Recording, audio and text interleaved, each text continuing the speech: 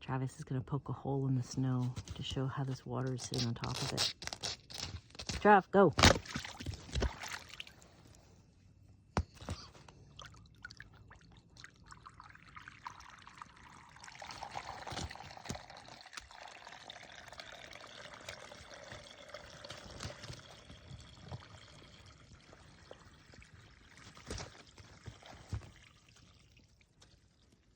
We have these puddles of water on top of the snow everywhere. Travis is going to poke a hole and show how the ice gives way and the water flows down like a little whirlpool. Gonna do it.